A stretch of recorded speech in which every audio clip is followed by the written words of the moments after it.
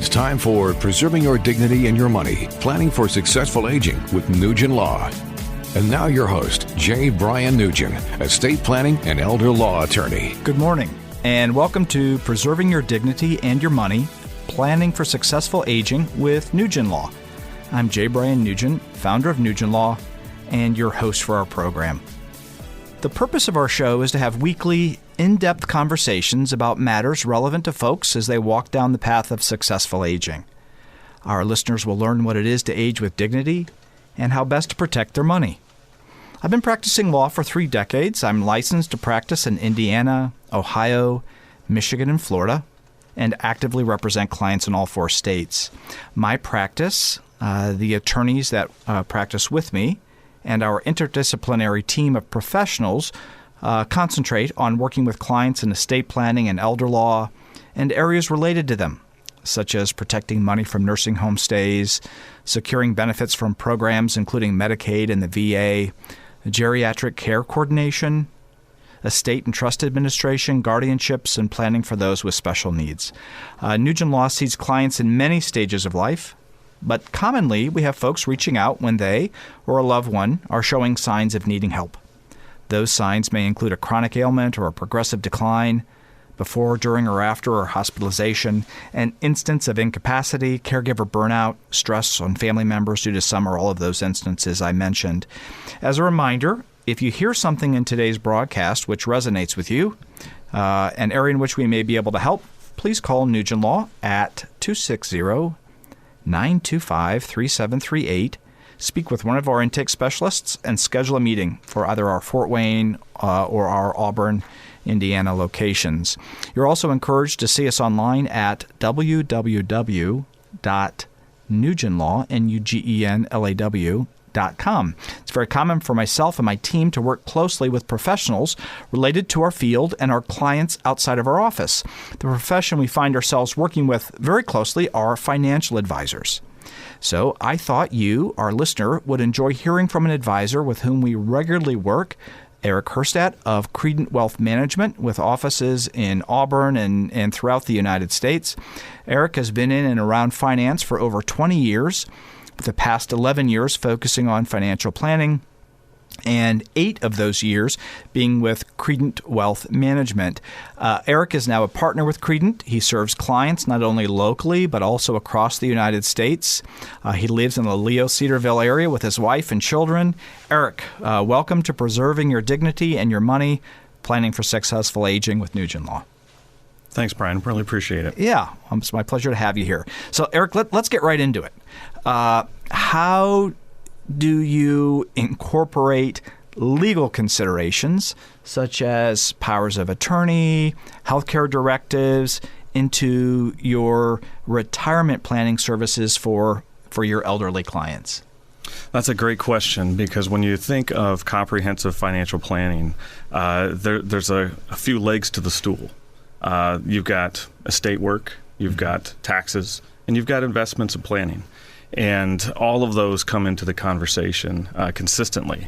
And one of our core beliefs is the power of partnership. Mm-hmm. And so integrating your CPA, your attorney, are all great components. That way everybody knows and everybody's talking to each other. Sure. That way you can really understand, how does somebody want the beneficiaries? I don't know how many times I've reached out to you anyway. Right. How do you want this beneficiary to stay on this account? Right. And that's really, really strong for the client. I have that same conversation with our clients, Erik, and that's that it isn't just, you're not coming to us for a document. It's really a team effort. So we're working with financials such as yourself at Credent, and we're working with the CPAs, the tax advisors, and as a team, we're working for the benefit of the client with great regularity. That's definitely a focus of ours, and I know it is for yours at Credent as well. So let's just say, given the unique financial needs of elderly and senior clients, particularly those concerned with preserving capital, right? What legal safeguards do you recommend to protect their investments? Well, it's very much case by case. Mm-hmm. So our fiduciary obligation is always to the client. So getting a good understanding of what their motivations are, their goals are, but then also their concerns. We have a whole section we asked really about the family's health. Understanding if there are certain things that may pop up over time, things that might be hereditary that could lead to long-term stays. And so then we really start to cater then how do we help, right? And for most of the time it's, we don't do any of our own legal work, so that's where we engage with firms like yours to then bring those concerns and worries that the client has, but then also bring a good financial balance statement to you so you can see what we need to protect or how we need to go about that. You used the word fiduciary, and that isn't a word that's taken lightly. How do you define your fiduciary duty to your clients? Simply put, I put my clients' interest ahead of my own and the firm's. That's why, and it gears us back to spend a lot of time asking goals, motivations, family construct, and just understanding everything. And then we tie it back, and we are a coach to our client more than me telling them to do anything. Right. And that's powerful. I mean, we've had a lot of success with clients and helping them that way. And yeah. So you're looking for the benefit of the client rather than if I make this trade, it's going to benefit me by earning a little bit more, or I'm going to sell this product because I know that there's a large trail or a significant commission. Your focus is strictly on your client and not on how it benefits you. That's absolutely correct. Right. And my philosophy has always been, if I do a good job for my client and do an appropriate job for my client, that in essence will produce the next client. It will make that client happy. And the best client is a referral from another client. They already know who they've worked with, and they appreciate the work that you've provided for them, and it creates a great foundation for ongoing work. So I do respect you working as a fiduciary for your clients. Can you detail the intersection of business succession planning? I know that's probably a fair amount of your work that you do. It's a fair amount of work that we do at Nugen Law as well. So the intersection of business succession planning and elder law, focusing on how you ensure a smooth transition that adheres to legal guidelines protecting elderly business owners. That's a great one, because when you think of business owners, it's like their second, third, or fourth child. Or sometimes their only child, and breaking away or actually thinking about walking away from work is a huge complication for them.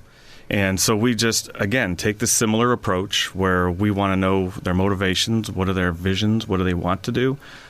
Do they have family that wants to step in and help take over the business? I was just talking to a friend of mine yesterday where he had mentioned that he spent 37 years trying not to go out of business.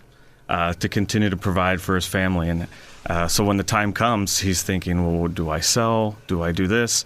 Family doesn't really want to take over the business. But then if he stays on longer, now he's not an elderly gentleman, but he's getting closer to 70. That's when a state could come into some concerns, or even transition the business if he needs to go into a facility. And that's where, again, we learn all those great key pieces from them, and then we introduce them to firms like yours to say, here's our client's complication. Can you help out? You made a great point when you were saying it's almost like another child. And I do think that myself as a business owner and others as business owners, it becomes a part of our identity. And you wake up in the morning thinking about it. You work all day. You're at night working on the business and making sure that it's solid. And on the weekends, when other people are out having fun, you're in the office on a Saturday or on a Sunday trying to get caught up and prepared for the next week. You have a lot of folks for whom you're responsible. So I do get that transition is a tough one, especially if it's been a successful business and it's not in decline, and it's tough for folks to walk away from it. So I do think it's true in your profession, my profession. Not only are we providing advice that we believe is appropriate and is in fact appropriate for them as a financial advisor, as an attorney, it's as a counselor in a sense as well. They're sharing very intimate details with you. When I say intimate, I mean financial information, stuff that they wouldn't normally disclose to anybody else. And now you're asking for a lot of information. You're asking for profit and loss statements. You're seeing those things and helping them transition. And they're really exposing themselves, and it's a lot of trust that I feel that they're putting in me, and I'm sure you as well, to successfully permit the transfer of that business from either one generation to a next, or from this generation to an outside purchaser. You referenced in your last example that the family in that instance wasn't interested in acquiring the business or running it, so you had to look outside and secure them. And so once the business is sold, and that client of yours has presumably some more liquidity, what do you do with those funds? The example you provided, this was someone in late 60s. They're selling their lifelong business, 30-some-year business. So now they have some resources. So what's the next step that you're engaging in with the client when they have that money, that liquidity? So the process that we follow, we call it very simple. We're advisors. We're terrible at describing or giving great names to things, but discovery, proposal, and implementation. So when somebody comes in and has a business, sells, we take some more time then to go, well, now that we were planning for a business owner, now we have a retiree. We kind of reset to what's your motivations now? Where do you want to go? What do you want to do? What are some of the impacts that you want to have? It's that we describe it as going from success to significance. And the significance of being in retirement is, where do you want your money to go, do for you? How does it need to support you? Many business owners have a lifestyle that the business is kind of molded into every grain. So there's some new realities. They may have to pay for a car. They may have to pay for their travel, own cell phone. Pay for meals. Yeah. Those things come in, and all of a sudden, living expenses become a huge discussion. Right. And doing that reset allows us to really refocus on the next phase of the client's life. And so some of that may be preserving capital. Some of that may be making sure we have an income stream coming out. It's just all the little pieces of a financial plan. And then the final key to that is then engaging with his CPA, which if he's a current client that's been selling a business, then we probably have already talked to them.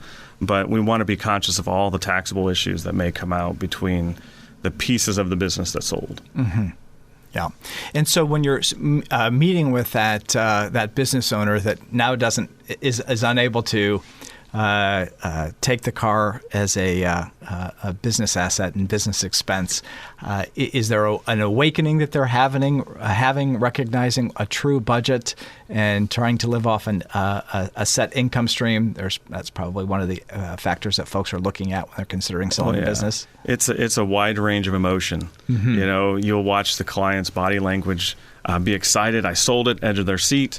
We start talking about lifestyle and expenses. They kind of sit back and like, I've never thought of it this way, because there's the reality pieces that come in. And then I'll find oftentimes that some of them were so engaged in their business that they kind of forgot to dream about what they wanted to do when the business was gone. So then we spend a lot of time kind of getting their emotions back up to be excited, because now it's, where do you want to go? Where do you want to stay? What do you want to see?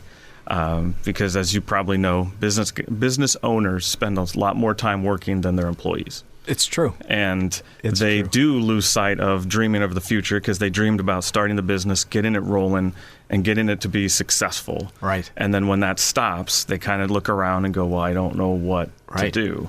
So getting them dreaming in the discovery phase starts to pull out, well, they want to stay in a warmer climate. They're done with winter, or they want to go to the Bahamas or Europe, or even just see national parks. You know, we get all kinds of answers to those questions, and it's fun for us because we kind of vicariously live through our clients anyway. Of course. Because I'm an owner of the business and working constantly, and so when they get to go on a trip, I get to hear the cool things that they did. Yeah.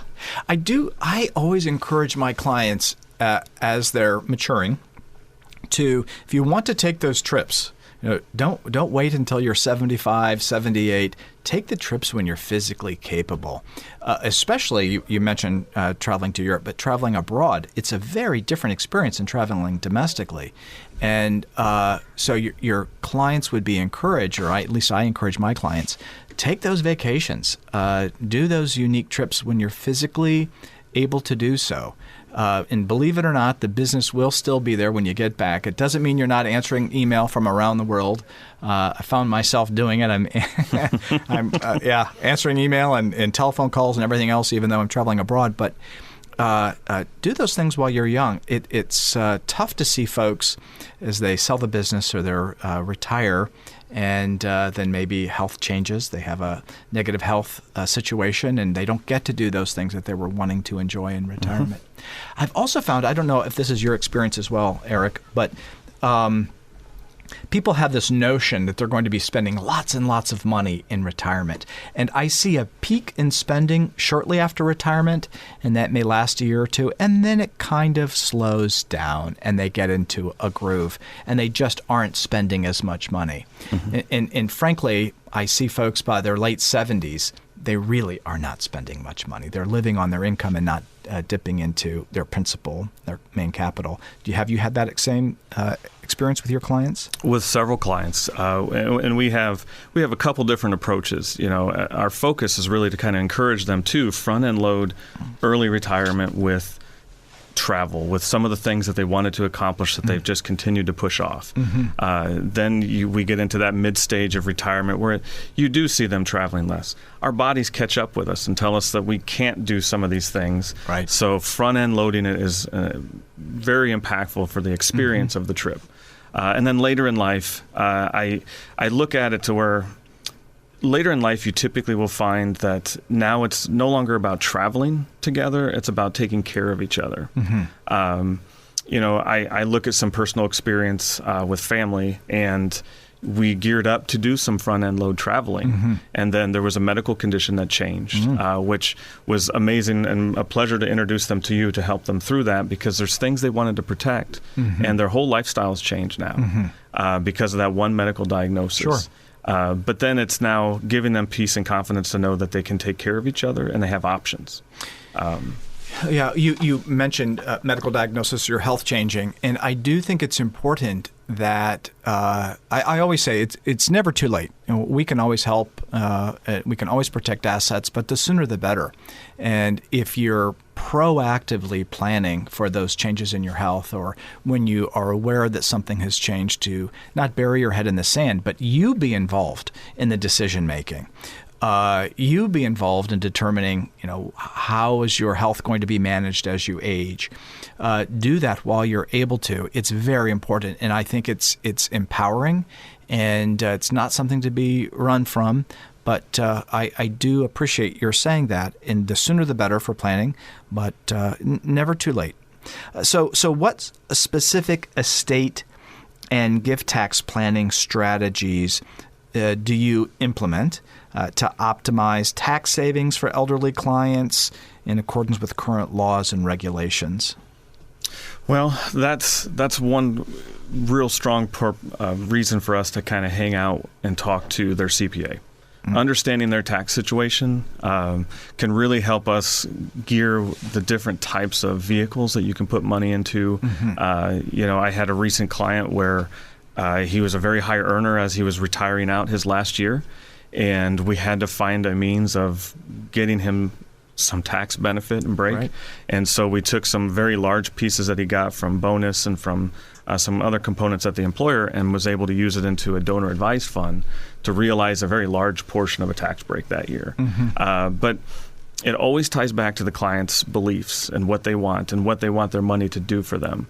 Because there's some great components that you can use through trusts, through donor advised funds, that will get the money into the direction they want it to go to, while also giving the tax break going forward as well. Yeah. Well, if there's one thing that's common between our clients is that if we can avoid paying tax, let's yes. I always say minimize taxes. Yeah. We can't avoid it or stop it altogether. But no, of course not. But minimize. Yeah, there you go. That's a great phrase. So as a reminder, Nugen Law represents clients in Indiana, Ohio, Michigan, and Florida. If you hear something in today's broadcast which resonates with you, an area in which we may be able to help, please call Nugen Law at 260-925-3738. Speak with one of our intake specialists and schedule a meeting for either our Fort Wayne or our Auburn locations. Additionally, if you'd like to meet with Erik Herstad, our guest today from Credent Wealth, You may contact him at 260-927-1830. That's 260-927-1830 to schedule a time to meet with Erik Herstad. Erik, how do you integrate legal tools like trusts and estate planning into your risk management strategies to safeguard elderly clients' assets against unforeseen legal, health-related issues? How do you do that? Well, during the discovery process, the client will ask them a whole list of questions that'll give us some opportunity to really see what they want their money to do for them, because it's a very important, I had one client years ago say he wanted to put his name on a building. Right. So, there's certain pieces to that we have to try to figure out and get to that. But doing the discovery process will help us understand what they want their money to do for them. If there's family members that they know will have some of the assets go to them, but they want to put instructions around it, or the children that are going to get it are minors today and they want to control how much they receive into the future. A lot of the way money transitions or health all poses a risk to a financial plan. And doing a risk audit that we do with all of our clients afterwards allows us to look at those risks and say, okay, what you just told me, I need you to speak with an attorney, because they will be able to do those things for you legally. Because the very minimal part that we can do is a beneficiary statement, right? Since we don't have any law practice in the office, we utilize professionals such as yourself to do that for our clients. And so, if they have some very detailed things they want to do that goes way beyond just a very simple will, that's when we work with your group to get trusts in place to basically follow their wishes. I am always in favor of using beneficiary designations if and when it makes sense. I think what people don't realize sometimes is with that beneficiary designation, the money goes directly to the person. It skips your estate planning, so it'll skip your will, it'll skip your trust. So if you put someone's name on a blank, it doesn't mean it's going to be controlled by any other instrument. It goes directly to them. So, for example, if at work on your 401k you indicate spouse is my primary beneficiary and my children are my secondary beneficiaries, if the spouse is predeceased and your kids are minors, the money is theirs when they turn 18. But you can, in your estate planning, you can establish a situation like you were referring to, Erik, where the money maybe goes out to the kids over time so they have an income stream for a period of time, or they get distributions at certain benchmarks, ages 25, 30, 35, whatever it may be. And I do think people are surprised by that. They're thinking they've got their planning taken care of. I did a beneficiary designation. That's all I needed to do.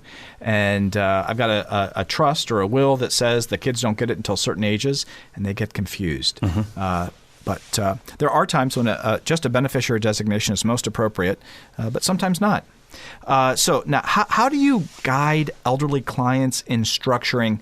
You mentioned earlier a donor advice fund. How do you help them with charitable gifts in a way that maximizes tax advantages, complies with legal standards, thereby enhancing their legacy?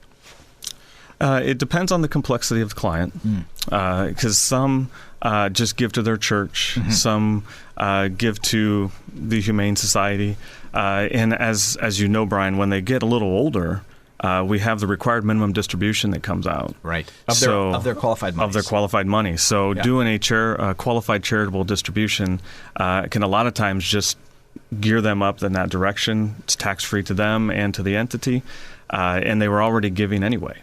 So we're just changing where that bucket of money is coming from and making it tax-friendly. But then there's other situations. I'm going to pause you. I love that phrase, tax-friendly. I'm going to adopt that.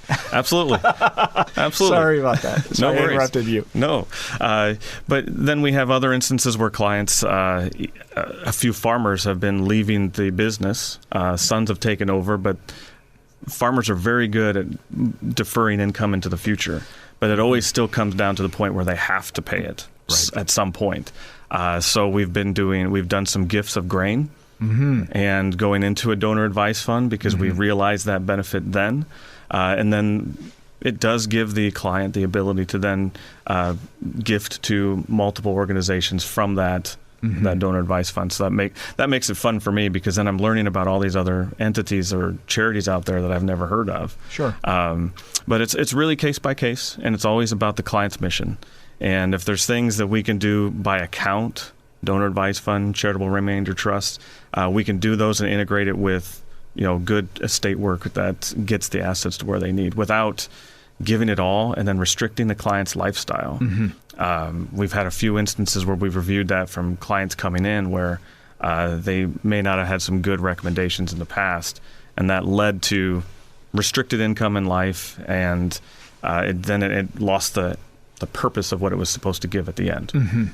Yeah. The donor advice fund, I think, is a great tool to create a legacy for yourself.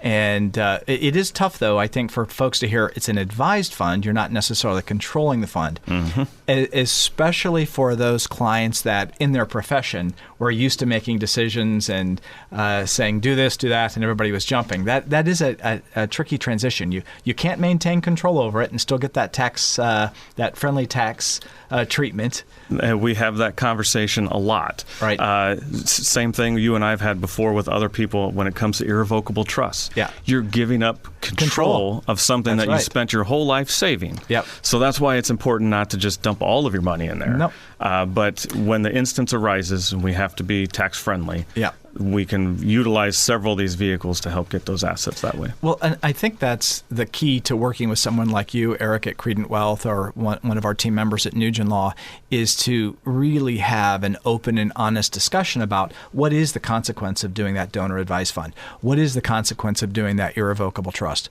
There are pros and cons on each choice that you make. And I think my responsibility and your responsibility as a fiduciary, Erik, is to be open and honest and let them know. Let them make the decision. I say, I don't make the decision. I give you advice, but you drive the bus. You decide where you're going to go. Ultimately, you have to be good with your decision, and I'm giving you the best advice. I'm reaching out to other professionals like you, Erik, and we mentioned CPAs earlier, and making sure we have a good team around our clients to make sure they're making the most appropriate, qualified, and educated decisions.